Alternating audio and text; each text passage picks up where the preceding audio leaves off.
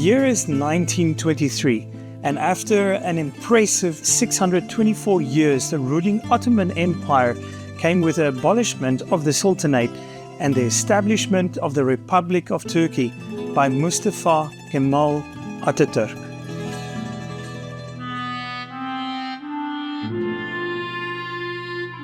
Mustafa Kemal Atatürk was born in 1881 and was a founder and first president of the Republic of Turkey. He is regarded as a transformative leader who modernized Turkey after the fall of the Ottoman Empire. Atatürk led the Turkish War of Independence 1919 until 1923, and after securing victory, abolished the Ottoman Sultanate, establishing Turkey as a secular democratic nation in 1923. His reforms, often referred as the Kemalism, aimed to modernize the country by emphasizing secularism, education, legal reforms, and women's rights. He introduced the Latin alphabet, secularizing government institutions, and encouraged industrial growth. Atatürk's legacy continues to shape Turkey's political and social landscape, and as we traveled through Turkey, there were signs of people honoring and following the principles that Atatürk brought into the everyday lives of the people. From his humble beginnings to rising up as a much-loved leader of the Turkish people, Atatürk changed the course of more than just one generation of Turks. In today's Turkey, while his secularist and westernizing ideas are debated, especially by more religious or conservative factions, Atatürk remains a central figure in Turkey's identity and its journey towards modernization.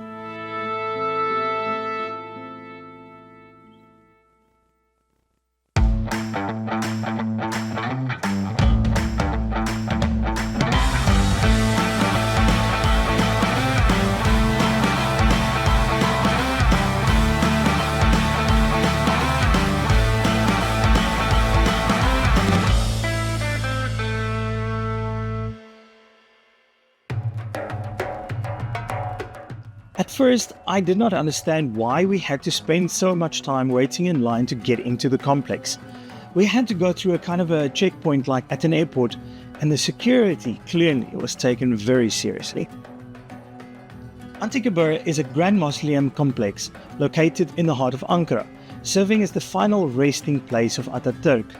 It also houses a museum displaying artifacts from his life and the era in which he lived in.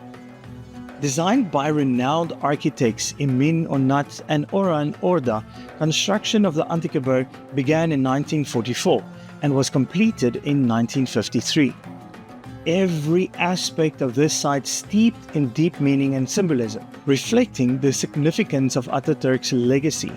The number of visitors to this complex fluctuate greatly, often reaching millions, making it challenging to pinpoint the exact count. This memorial was built for the father of Turkey, and it is quite impressive. It does remind me a little bit of Washington DC and the Lincoln Memorial and so forth, but it is clearly extremely well built, and people are very proud of their heritage. He definitely made a huge difference in this nation, and it is impressive. It is impressive.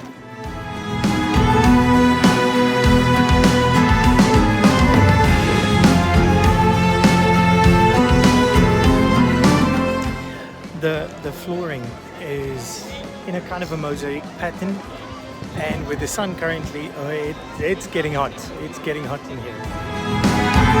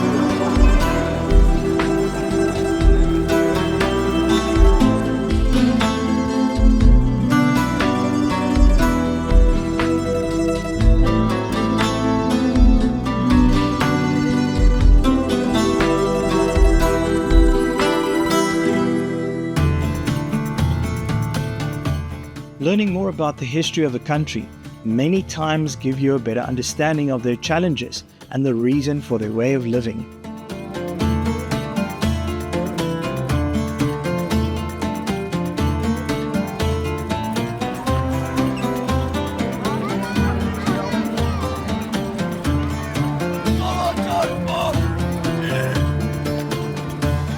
The Special Guard at Antikabur is a symbol of deep respect and honor for Atatürk.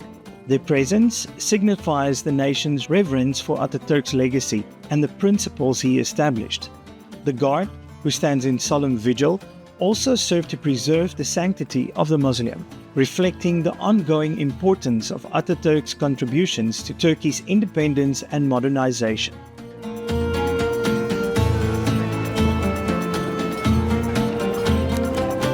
Having monuments and markers in our life's journey is very important because it can remind you of where you came from and the values that you fought for. You can also see your progress or decline. It is early evening and we are meeting up with some friends in Ankara. And luckily they chose a restaurant in one of the iconic buildings in Ankara, the Atakul building. And rising 125 meters into Ankara's skyline is the Atakul Tower that offers an unforgettable view and dining experience. I once won.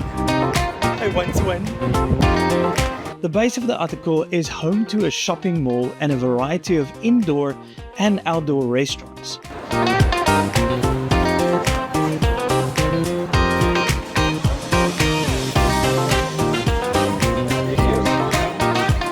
The only thing that can rival exquisite flavors of the food is the stunning panoramic view of the city.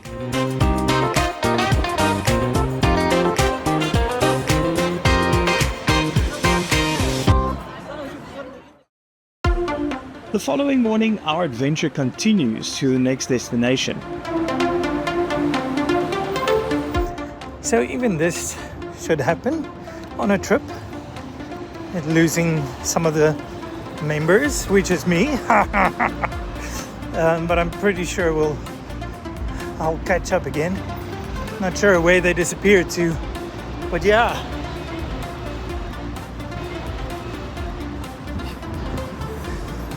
No idea where I'm going. After losing the team, I found them just in time to get onto the bus to the airport.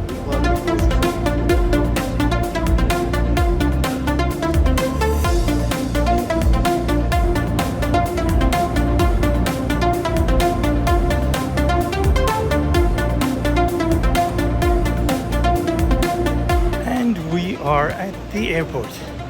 Let's go. Finally, through all the security and booking in and checking in, now we can eat. How long have we been waiting to eat? 2 hours? 3 hours? 2 hours. A long time. Good stuff.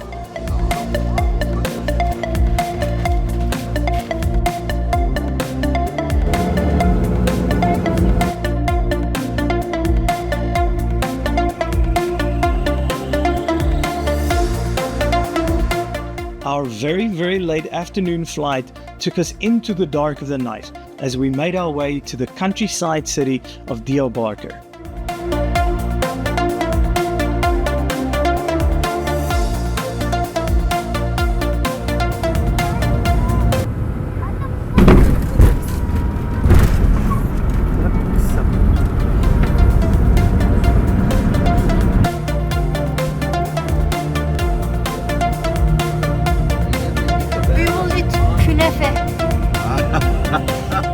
On arrival in Diyarbakir, we quickly realized that this is not a small city. And what was even more noticeable was the activities at around about 10, 11 o'clock at night, with families, especially little kids, that were still playing outside like it was daytime.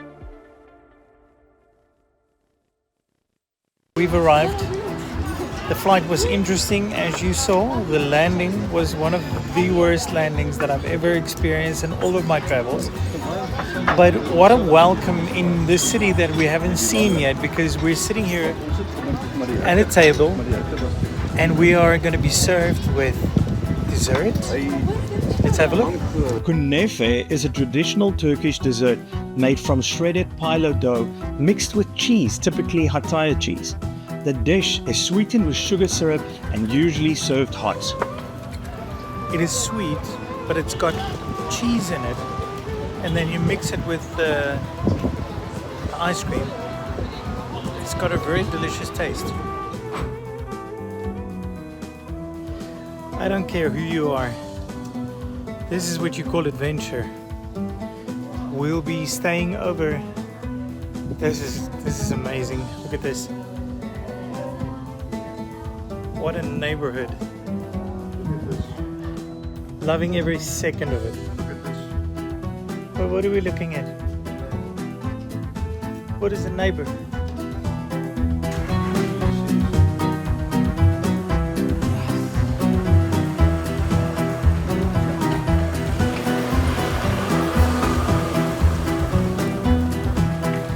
He's going to go through that.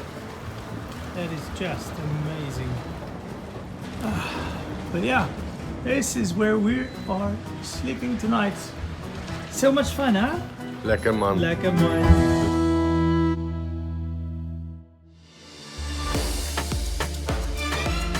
In our next episode, we have a moment to experience a little bit of the old city of Diyarbakir before driving to the Hazar Lake, where we will join a family camp.